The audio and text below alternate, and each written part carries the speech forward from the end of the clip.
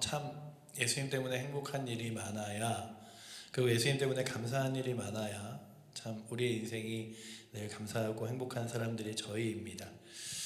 그런데 성경은 예수님 때문에 행복한 이유가 내 삶에 예수님 때문에 내 삶에 채워주신 게 많고 내 삶에 부어주신 게 많아서가 아니라 예수님이 내 삶에 하신 일 때문에 행복하고, 또한 예수님이 나에게 할 일을 주신 것 때문에 행복한데, 그 할 일은 그저 우리가 인간적인 눈으로 바라보기에 만족스럽고 편안한 일이 아니라 이 세상이 보기에는 자기를 죽이며 자기를 포기하며 자기를 헌신하는 일이라고 나와 있습니다.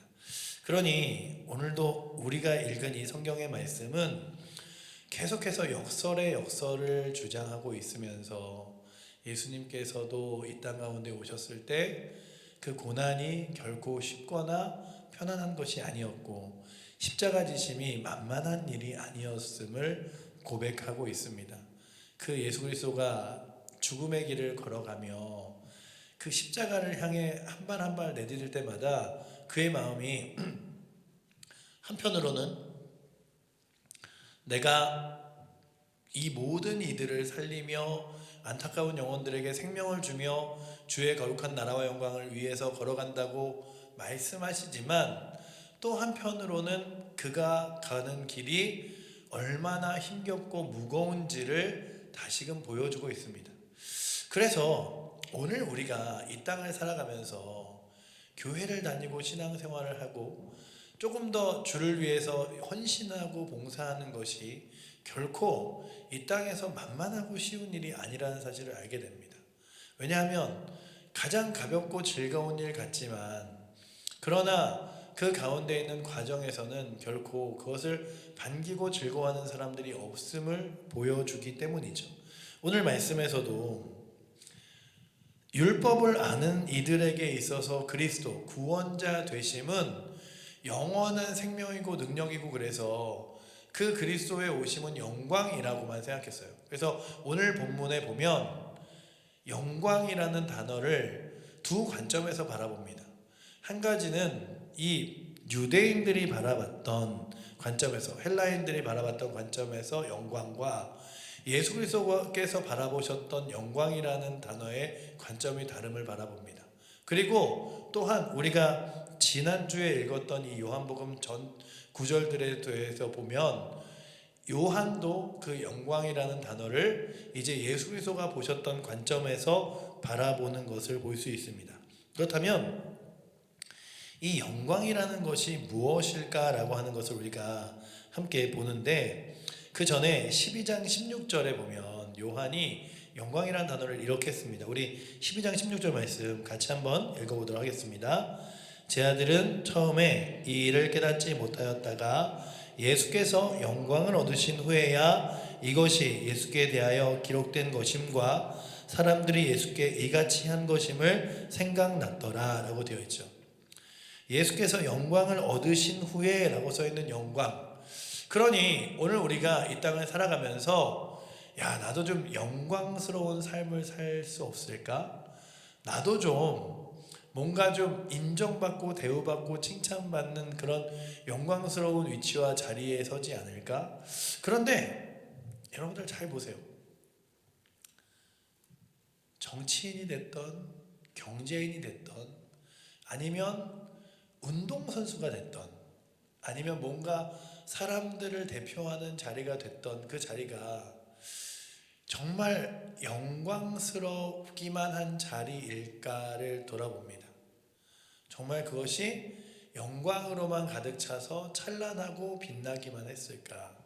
제가 오늘 설교를 준비하면서 인요한이라고 하는 그 우리나라의 4대째 선교사로 내려온 분의 그 삶을 다시 한번 이렇게 설교 예화를 쓸까 하고 보면서, 참 이 땅 가운데 예수 그리스도의 복음을 전하기 위해서 첫째 때가, 두 때가, 그리고 셋째 때에 있는 아버지가 와서 이제 막 복음을 전하는 그들의 가족에 어느 날 아버지가 교통사고로 막 이렇게 죽음 앞에 서게 되는데, 그때 그 인요한의 아버지가 구급차만 있어서 빨리 병원으로만 이송되었다라면 살 수도 있었던 그때에 우리나라에 구급차가 한 대도 없어서 결국 죽음을 맞이합니다. 그리고 그 인요한이라는 박사님이 이 대한민국에 어떻게 우리 아버지에 대한 복수를 할까 생각하다가 우리나라 한국형 앰뷸런스를 만들고 개발해서 처음으로 우리나라에 이제 앰뷸런스가 생기게 되는 일들이 일어납니다. 그러니 그 복수라는 것이 이제는 대한민국에 정말로 위급한 사람이 앰뷸런스 때문에 병원에 못 가서 죽는 일이 없게 만드는 것을 그가 말하는 역설적인 복수라고 이야기하며 그 선교사 가정에서 나온 목사님 그 박사님의 이야기를 생각해 봤습니다. 그리고 이 땅은 예수를 믿는 것을 결코 칭찬하지 않지만 하나님 나라를 결코 기뻐하지 않지만 그 하나님 나라를 영광으로 여기는 자들이 하나님 나라를 전해서 결국 그들에게 하나님 나라를 믿게 하고 주 예수 그리스도를 따르게 하는 게 그것이 역설적인 복수라면 영광이란 단어도 우리 가운데서 사람들이 쓰는 개념으로는 찬란하고 빛난 것을 생각하지만 사실은 이 땅 가운데서도 찬란한 영광의 반면 이 이면에는 너무나 많은 힘겨운 순간들이 있습니다. 제가 영광이라는 단어를 찾자 그 영광이라는 단어에 2022년도에 월드컵에서 우승을 한 아르헨티나의 메시가 나왔어요.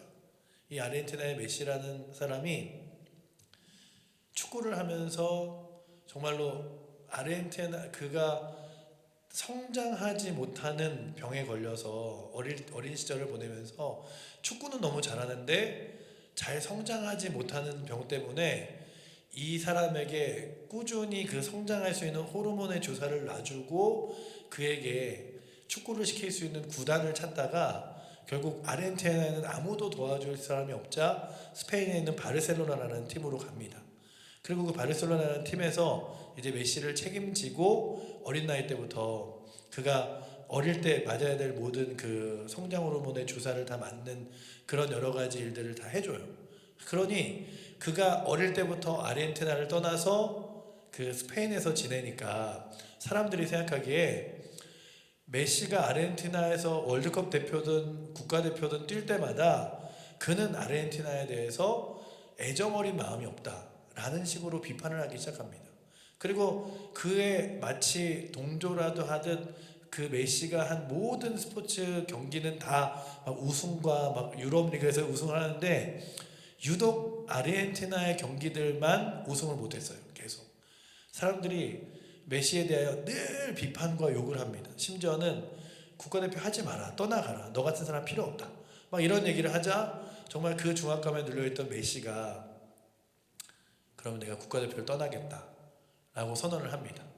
그러자 메시가 없는 그 아르헨티나 팀이 너무 오합지졸로 지자 다시 사람들이 메시에게 돌아와줘 메시 이래갖고 막 현수막도 공항과 모든 국가의 기관에 달고 방송국에 막 자막을 쓰고 사람들이 막 연일 길에 나와서 이렇게 막 데모하듯이 막 사람들이 모이고 이런 과정에서 다시 그가 국가대표로서 자기가 뛰어보기로 마음을 먹고 그리고서는 이제 뭐 그 유럽에 있는 그 아메리카에 있는 코파 아메리카 리그를 우승하고 월드컵을 우승하면서 그가 모든 우승의 자리를 다 따는데 그가 얘기하기로 그런 거죠. 내가 이 자리까지 있으면서 가장 값진 이 순간을 위해서 얼마나 많은 욕과 얼마나 많은 비판과 얼마나 많은 괴로움을 당했는지 사람들은 모를 거다. 저도 이 그 영광이라는 단어와 그 메시를 보면서 한 사람이 누군가가 뛰어나고 특출나다고 생각하면 그리고 그 사람 때문에 받을 영광을 생각하면 더 욕하는 사람이 많은데 메시가 아니라 우리의 메시아이셨던 예수 그리스도가 이 땅에 오셨을 때 그 예수 그리스도가 이 땅에 오신 것을 기뻐하며 영광스럽게 돌린 존재가 많은 것이 아니라 그를 비판하고 미워하며 싫어하는 존재가 훨씬 많았고 그 길이 결코 영광스럽고 찬란한 길이 아니라 죽음의 길로 고난의 길로 연결되어져 있는 것들을 알면서도 그것을 영광이라고 여기며 걸어가셨던 예수 그리스도의 모습 그리고 그것이 영광이라고 여기며 걸어가셨던 예수님께서 우리들에게 예수 그리스도를 따르는 자들에게도 무엇을 말하냐 하면 너희도 나를 따르려면 내가 갔던 그 고난과 힘겨움과 어려움의 길을 걸어가는 것이 영광이야 라고 말씀하시는 것이 바로 오늘의 본문입니다. 그래서 오늘의 본문을 줄여서 한 문장으로 만들면 한 알의 밀알이 땅에 떨어져 썩지 아니하면 열매를 맺지 않으나 그 밀알이 땅에 떨어져 썩으면 많은 열매를 맺는다고 말하는 밀알에 대한 이야기를 오늘 말씀에 해주고 있는 겁니다. 그러니 우리도 영광스러운 길을 걸어가기 위해서 우리에게 주어진 사명은 밀알과 같은 거라는 거예요. 그러니 가장 빛나는 영광이라는 단어가 함께 연결되어 있는 그 연결선은 희생과 고난과 아픔과 힘겨움이 있는 밀알이라는 것이 같이 동반되지 않으면 없는 거죠. 우리는 늘 교회를 다니면서 좋고 행복하고 만족한 일들만을 위해 걸어가는 것처럼 마치 봅니다.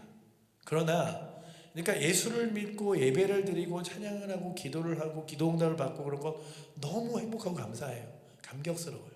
그런데 내가 예수를 위해서 한 발짝 더 나아가 복음과 주의 나라를 위해서 뭔가 할 수 없을까라고 생각하며 주의 복음을 위해 살기 시작하면 그때부터는 이제 달라지는 거예요.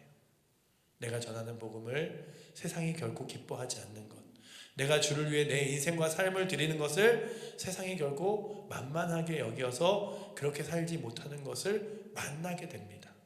그러니 처음 초신자 때 그냥 예수 믿고 교회 다니는 것만으로 기뻐할 때는 그냥 교회만 오면 예배드리는 말씀이 너무 좋고 그리고 또한 듣는 말씀으로 너무 행복하고 기도하면 응답받는 게 너무 감사하지만 이렇게 영광스러운 내가 무엇을 위해 살아야 되지라고 말씀을 읽으며 그 말씀이 주어진 사명이라는 단어를 깨닫게 되면 그 다음부터 결코 가볍지 않은 길을 걷게 되는 거예요.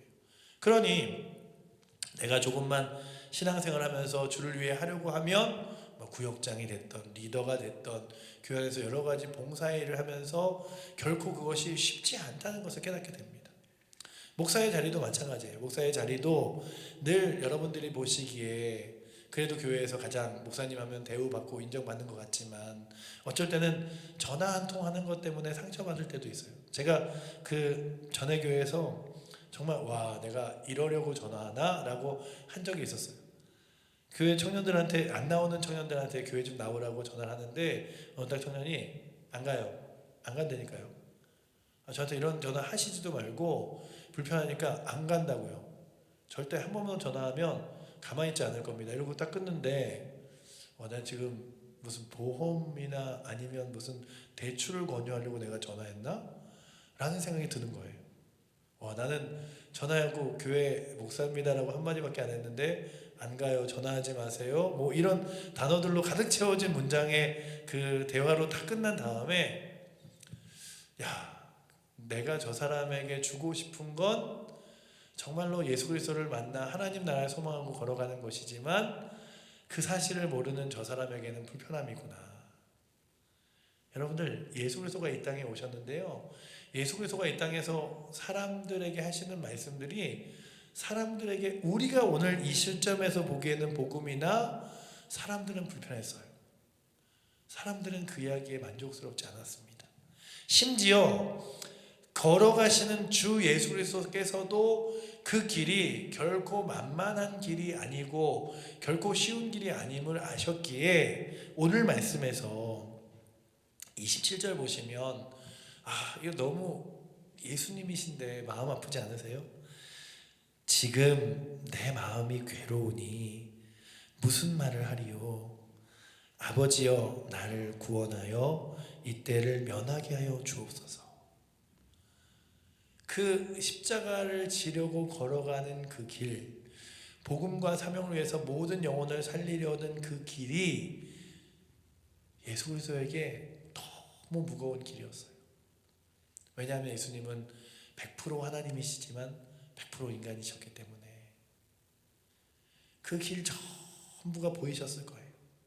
여러분들 오늘 제가 누구랑 대화를 하는데 한번 이렇게 배를 가르는 개복 수술을 했대요. 그리고 다시 개복 수술 날짜가 잡혀서 너무 힘들다는 거예요. 왜냐하면 한번 수술을 해봤기 때문에 그 수술을 하고 회복이 되고 하는 모든 과정을 아는 거죠. 그게 우리가 인생을 살면서 때로는 내가 과거로 돌아가면 다시 그 과거로 돌아갈까 할 때 많은 사람들이 과거로 돌아가고 싶지 않아 합니다. 왜냐하면 살아와 봤기 때문에. 내가 20대, 30대, 40대를 어떻게 다시 살아? 어떻게 다시 살아? 막 갑자기 여러분들이 막 19 이렇게 돌아가면 18 이렇게 돌아가면 막 수능 다시 봐야 되고 남자분들 군대 다시 가야 되고 막 결혼 어떻게 할까 막 이런 것들부터 다 인생을 살아간다면 결코 쉽지 않은 거예요. 살아보셨기 때문이에요. 살아보셨기 때문에. 그래서 막 이렇게 막 자신하고 만만해하는 젊은이들에게 우리들이 할 수 있는 가장 큰 말이 그거잖아요. 살아봐라. 한번 네가 살아봐라. 이런 거잖아요. 살아봤기 때문에 힘든 거예요. 그래서 진짜 힘겨운 과정을 겪어본 사람들이 또 그 과정을 겪어야 되는 무거움이 있어요. 개복수술 하시는 분이 한 번 더 하려니 너무 마음이 힘들다고 이야기하시는 거예요. 근데 그 얘기를 들으면서 한 번 경험한 그 길. 그런데 예수 그리스도께서는 하나님의 아들이시기 때문에 그 모든 길을 아시는 거예요. 고난당하셔야 될 일, 잡혀야 될 일, 심지어 십자가의 죽으심까지. 그런데 그 길을 걷지 않을 수가 없어요. 그래서 그 길을 걸어가시기로 하는데 그의 마음은 가볍지 않았습니다. 마음은 괴롭고 아버지여 나를 구하소서 하고 싶었지만 나를 제발 그곳에서 면하게 해달라고 고백하고 싶었지만 예수님께서 마지막에 뭐라고 말씀하십니까? 27절에 그러나 내가 이를 위하여 이때에 왔나이다. 내가 딱 태어나는 이 순간 우리가 보기에는 예수 그리스도의 성탄이 성육신이 정말로 막 메리 크리스마스 하고 막 기뻐할 일이지만 그리스도께서는 죽음을 위해 그러니까는 우리가 생각하는 그냥 자연적 죽음을 위해가 아니라 우리를 위해서 십자가의 모진 고난과 고통과 그의 모든 걸음마다 고난이 있는 그 죽음을 위해 이 땅 가운데 오셔서 그 죽음을 걸어가는 길, 그 길을 예수 그리스도께서 이제 걸으시는데 그 걸음을 무엇이라고 말씀하시냐 하면 이제 그 다음 28절에 보니까 영광이라고 말씀하시는 거예요. 아버지여 아버지의 이름을 영광스럽게 하옵소서 하시니 이 하늘 소리가 나서 이르시되 내가 이미 영광스럽게 하였고 또다시 영광스럽게 하리라 라고 되어 있죠. 그리고 이 영광에 대한 이야기가 이제는 예수 그리스도가 원래 하나님의 아들에서 영광스러우시지만 이 모든 하나님의 그 자녀 삼기로 한 그 택한 백성들을 위하여 십자가에 돌아가신 그 순간이 또한 영광스러우심을 보여주는 것이라면 요한이 쓰는 이 단어의 영광이라는 것은 그저 칭찬받고 인정받으며 사람들에게 보여주는 것이 아니라 가장 가치 있고 가장 능력 있는 일을 위하여 그의 삶을 사용하는 것을 영광이라고 말하는 거죠. 마치 다니엘서에 많은 사람을 옳은 대로 돌아오게 한 자는 하늘의 별과 같이 영원토록 빛나리라 말한 것처럼 이 빛나는 영광이 무엇과 더불어 오냐 하면 희생과 더불어 오는데 그 희생을 예수님께서는 무엇이라고 말하냐 하면 마치 미랄이 땅에 떨어져 썩는 것 같다라고 말씀하시는 거예요. 24절에 내가 진실로 너에게 이르노니 한 알의 미랄이 땅에 떨어져 죽지 아니하면 한 알 그대로 있고 죽으면 많은 열매를 맺느니라. 이 얘기를 하면서 그 미랄을 누굴 바라보시면 자신을 바라보는 거예요. 내가 이 땅에 떨어져 썩어 죽지 않으면 아무것도 안 되지만 내가 떨어져 썩어 죽어 많은 열매를 맺을 것이다 라고 말씀하시는 거죠. 그 열매가 바로 저와 여러분들이에요. 그 열매가 바로 우리들이 받은 복음 때문에 소망하게 된 천국입니다. 그리고 그 열매로 이렇게 얻어진 삶과 소망과 하나님 나라 능력이 있는 자에게 또 동일하게 권면하시는 말씀이 이제 그 다음 절부터 나오는데 요한은요 이 얘기를 누구에게 하냐 하면 이 헬라인들에게 해주고 있는 거예요. 그들이 막 이제 예수님과 대화하는 내용이죠. 그래서 막 34절에 보시면 이에 무리가 대답하되 율법에서 그리스도가 영원히 계신다 함을 들었거니와 너는 어찌하여 인간이 들려야 하리라 하느냐 인자가 누구냐 막 이런 얘기를 하시는데 그 사람들이 명절에 올라온 헬라인들이었어요. 명절 예배 올라온 사람 중에 헬라인 몇이 있는데 그 헬라인들이요 빌립에게, 여러분들 빌립 아시죠? 빌립아라고 이야기했던 그 빌립에게 우리가 예수님 좀 만나서 얘기 좀 할 수 없을까? 이런 얘기를 합니다. 그러니까 요한이 뭘 적고 싶었냐 하면 이 말씀을 하신 예수님의 그 상황이 얼마나 분명했고 그리고 그 상황을 내가 분명하게 목격하고 있음을 말해주는 거예요. 어떤 이들은 성경을 보면서도 뭘 얘기하냐면 예수 그리스도가 허구적인 인물이다. 그리스도의 돌아가심과 부활하심은 없었던 거다. 그 이후에 제자들에 의해서 이렇게 만들어진 사건이다. 이런 얘기를 하는데 요한이 그런 모든 수많은 말들을 들었던 이야기들을 그의 여생 마지막에 요한복음을 쓰면서 뭘 하고 싶었냐 하면 분명히 내가 그의 곁에 있었고 들었고 그때 상황은 이랬다라고 말하고 싶었던 거예요. 그러니 오늘도 이 말씀을 듣는 우리들에게 이 말씀이 그저 한 구절 지나가는 말씀이 아니라 예수 그리스도께서 살아있는 이들과 그들에게 생명력 있게 말씀하여 주시고 그들의 삶을 이끌고 인도하시기 위해서 말씀하신 것이라면 읽는 우리들도 그렇게 읽어야 된다는 거죠. 한 구절 그냥 쉽게 스쳐 지나가듯이 진짜 멋진 말이다. 하늘의 미랄이 땅에 썰어져 썩지 아니하면 많은 열매를 맺을 수 없나니 이거 얼마나 멋진 이게 아니라 그 썩어지는 열매를 위해서 예수 그리스도께서 얼마나 귀하게 오셨는가 그리고 또한 우리의 삶이 어떻게 살아가야 하는지를 그분의 입술을 통해서 어떻게 말씀하셨는지를 마치 그 당시에 생생히 살아있던 요한이 그 당시의 생생함을 너희가 한번 느껴봐라라고 말하듯이 생생하게 느껴 살아갈 수 있는 은혜가 오늘도 이 말씀을 듣는 저와 여러분들에게 있기를 축원합니다. 우리는 성경을 읽을 때마다 그냥 마치 멋진 말처럼 여기 저희가 이런 거 있잖아요. 죽고자 하는 자 살 것이고 살고자 사직생 그 마치 여기 보면 이순신 장군이 이야기했던 것처럼 25절에 자기의 생명을 사랑하는 자는 잃어버릴 것이요 이 세상에서 자기의 생명을 미워하는 자는 영생하도록 보전하리라 말씀이 있어요. 이런 말씀을 왜 하셨냐 하면 너희도 그렇게 살아가야 해. 너희가 살아갈 길이 결코 보기에 쉽지 않고 만만하지 않을지라도 그렇게 살아가야 해. 왜냐하면 그 길에 생명이 있으니까. 그 길에 능력이 있으니까.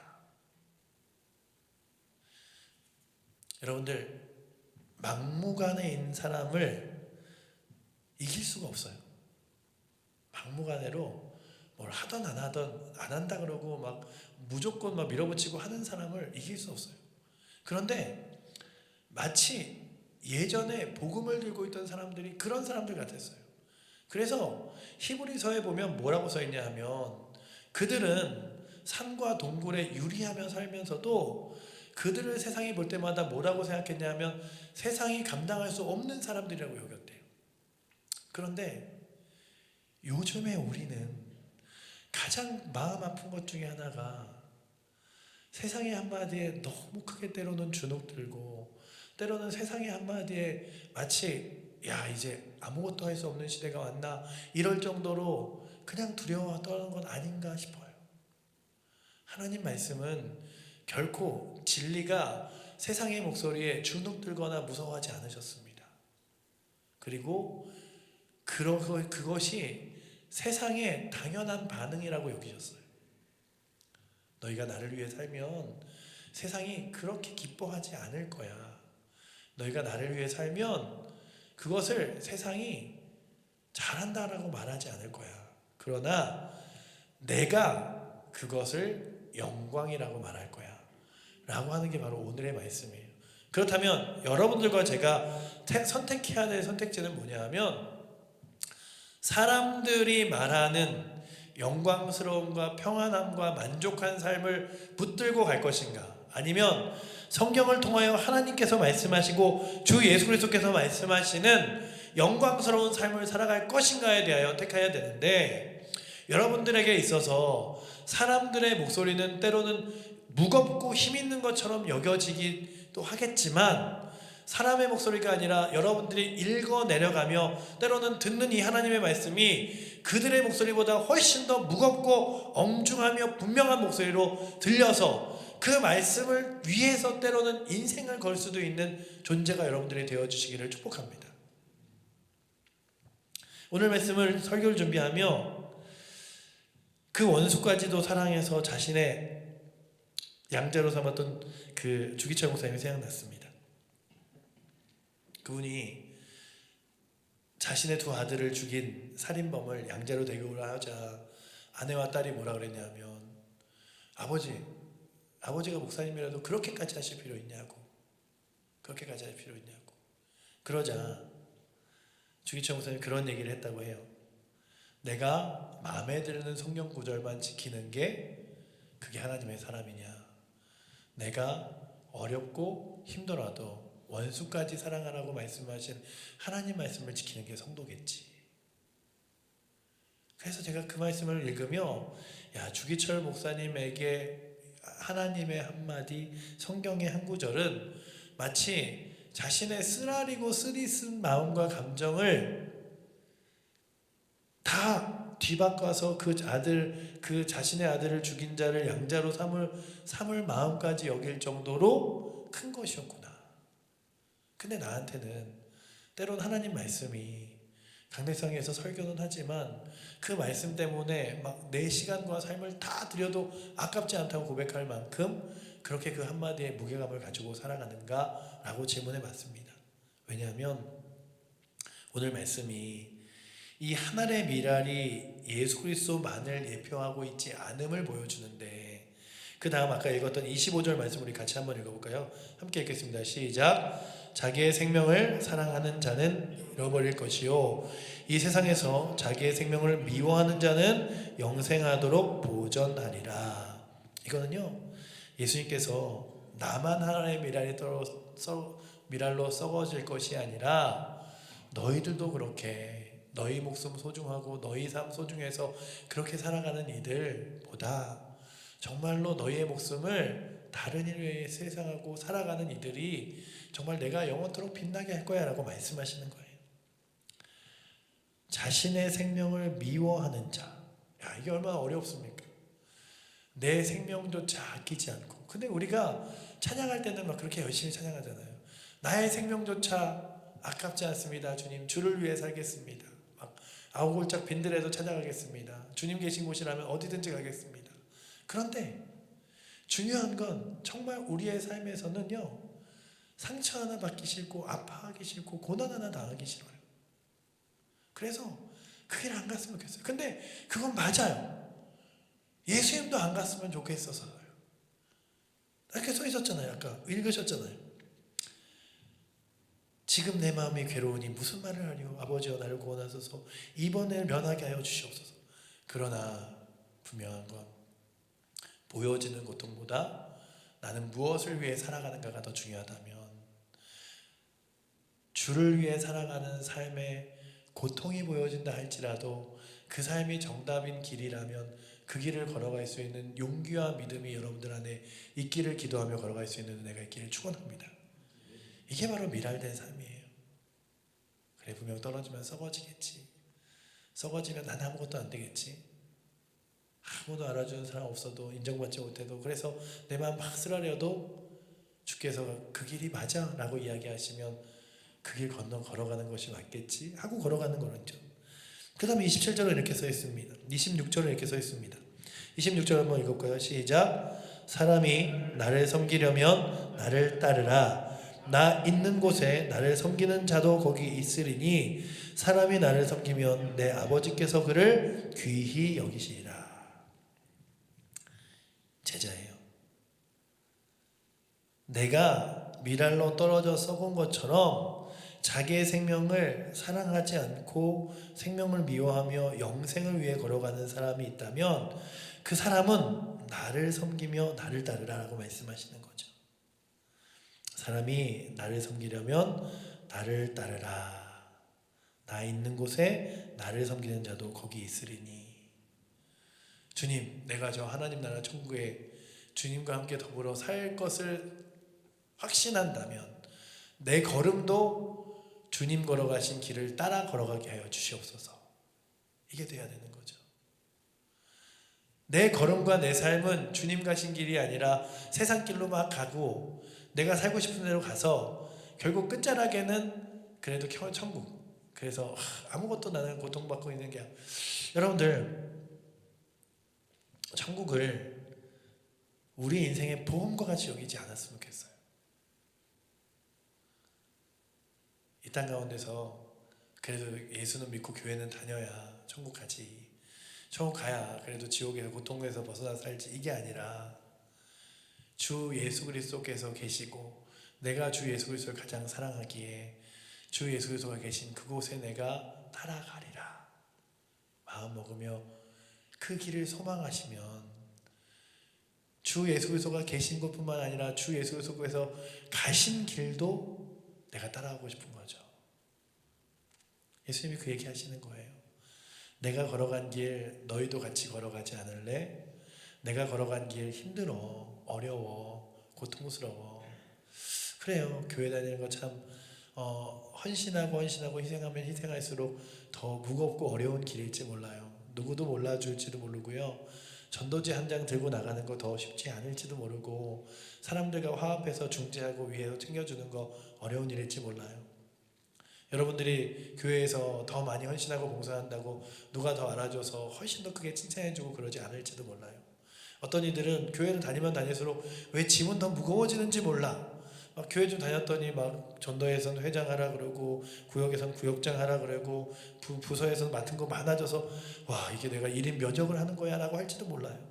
하지만 주님이 내가 걸어가는 길을 기뻐하신다면 내가 그 길 걸어가겠습니다 라고 걸어가는 은혜가 오늘도 이 자리에 앉아있는 여러분들과 저에게 있기를 축원합니다. 그래야 무엇을 할 수 있냐 하면 내가 가는 길을 다른 이에게도 너도 그렇게 걸어가지 않을래 라고 말할 수 있는 거예요. 내가 걸어가는 길 쉽지 않아. 내가 걸어가는 길 만만하지 않아. 그런데 내가 걸어가는 길에는 누가 있냐면 예수님이 계셔. 그 예수님이 계신 길 너도 가지 않을래? 그게 바로 전도잖아요. 복음 전하는 거잖아요. 왜 잘 먹고 잘 사는 세상 가운데 고민 없고 어려운 사람들을 불러다가 그에게 하나님 나라를 가르칩니까? 바울은 왜 그랬습니까? 왜냐하면 그의 눈에 예수님 따르는 길이 고난스러워도 그 길이 가장 값진 길인데 그 길을 모르고 살아가는 사람들이 너무 안타까운 거예요. 오늘 우리가 예수님이 이 땅 가운데 오신 가장 큰 이유가 바로 그거잖아요. 그 길을 모르는 이들에게 그 길과 생명이 되기 위하여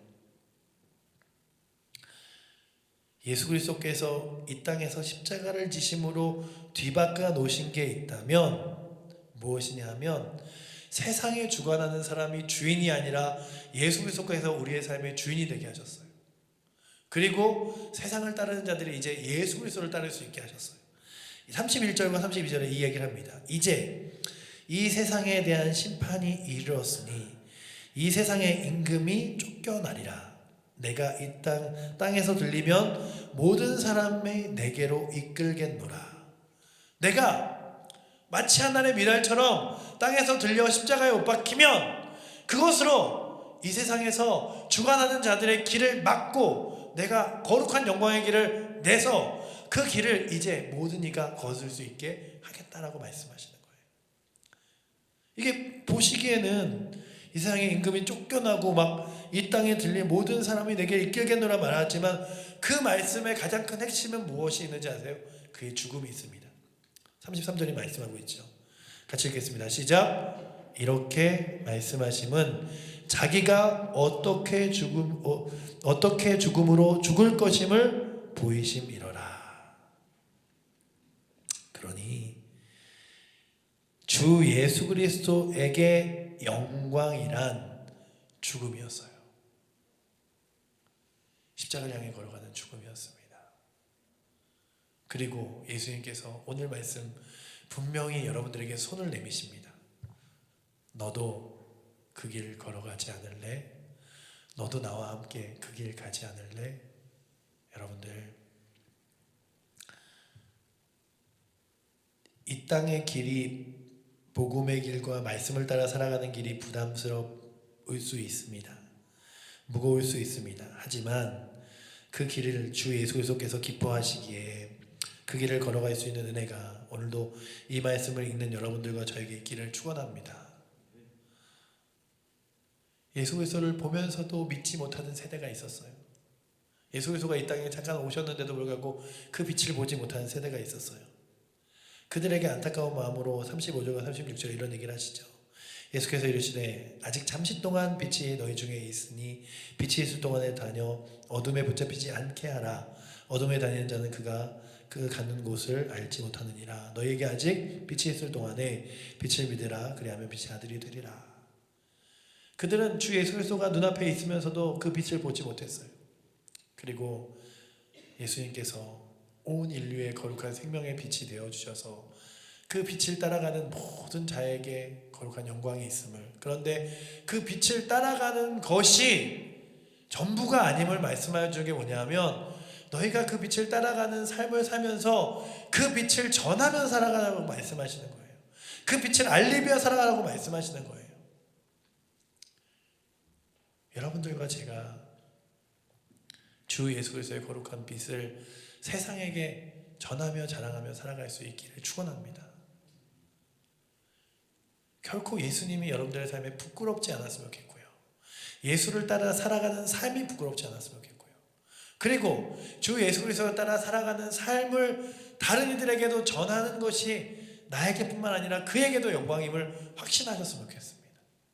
그래서 여러분들의 삶을 어디에 맞추냐면 주 예수 그리스도의 영광에 맞추셨으면 좋겠어요.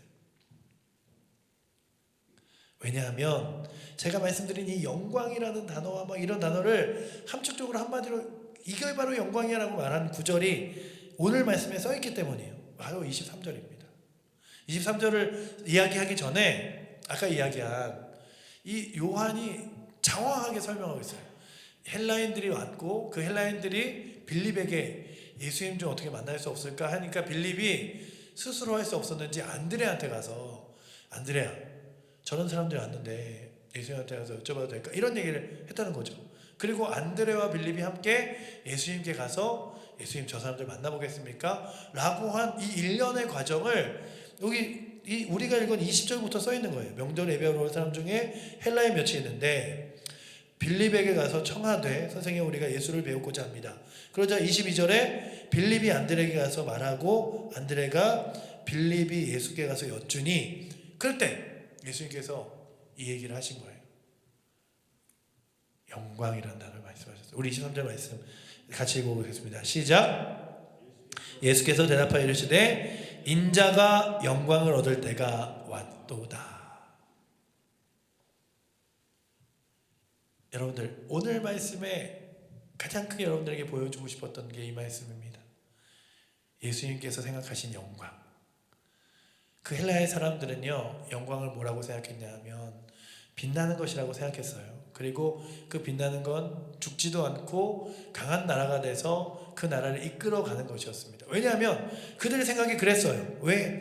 그걸 어떻게 할 수 있냐 하면 34절 이 무리가 대답하여 이르되 율법에서 그리스도가 영원히 계신다 함을 들었거니와 어찌하여 너는 인자가 들려야 하리라 하느냐? 이 인자는 누구냐? 라고 말했어요.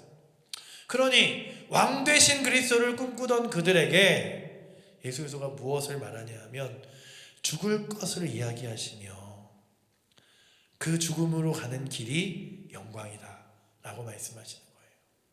그리고 그 죽음에 가는 길의 영광을 오늘 말씀에 미랄이라고 이야기하시고 그 미랄된 삶을 나만 사는 게 아니라 나를 따르는 모든 자가 그렇게 살아라 라고 말씀하신다면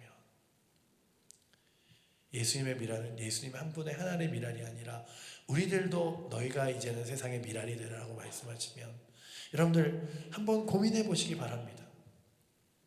젊건 나이가 많건 몸이 아파서 이제 움직이지 못하던 간에 내가 주를 위해 미랄된 삶을 살아가는 것은 어떻게 살아가는 것일까? 나는 미랄로 무엇을 하며 살아가야 할까? 예수님께서는요, 구체적인 계획과 길이 있었어요.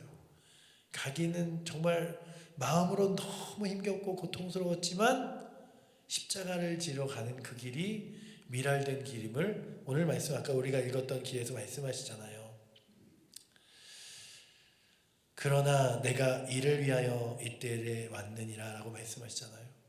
그렇다면 여러분들도 아시잖아요. 내가 무엇을 하며 살아가는 것을 주님이 기뻐하실지. 그래서 여러분들이 기뻐하며 만족하며 살아가는 삶이 아니라 주님이 기뻐하시는 길을 붙잡고 살아갈 수 있는 은혜가 오늘도 우리 사랑하는 성도님들에게 넘치기를 축원합니다. 구체적으로 뭘 해라 이게 아니라 내가 어떤 삶을 살아가는 것을 주님이 기뻐하실까를 고민하시고 그 길에 답이 보일 때마다 대목사님 설교하시고 그리고 말씀을 읽으며 그런 그 답이 보일 때마다 그 답을 그냥 이렇게 스쳐 지나가지 마시고 그건 내가 못하겠네, 어렵겠네, 이게 아니라 딱 붙잡고 그거 내가 하며 살아가야지, 내가 그렇게 살아가야지 라고 고백하며 살아갈 수 있는 거룩한 확신과 용기가 오늘도 이 수협에 나오신 저와 여러분들에게 넘치기를 축원합니다. 기도하겠습니다.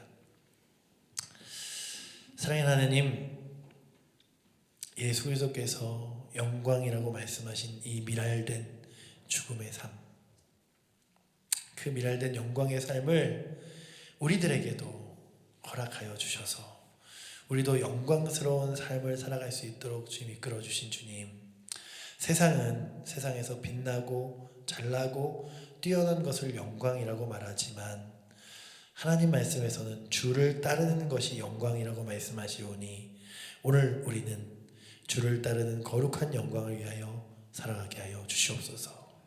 그리고 내가 어느 영광을 바라보며 걸어가는지를 다시 한번 조명하고 바라보게 하셔서 세상 영광을 따라 붙잡고 걸어간다면 오늘 그 영광을 내려놓고 주 예수 그리스도의 영광을 다시금 붙잡아 걸어갈 수 있는 확신과 용기가 오늘도 이 수협에 나오신 사랑하는 성도님들과 저에게 넘치도록 주님 붙들어 주시옵소서.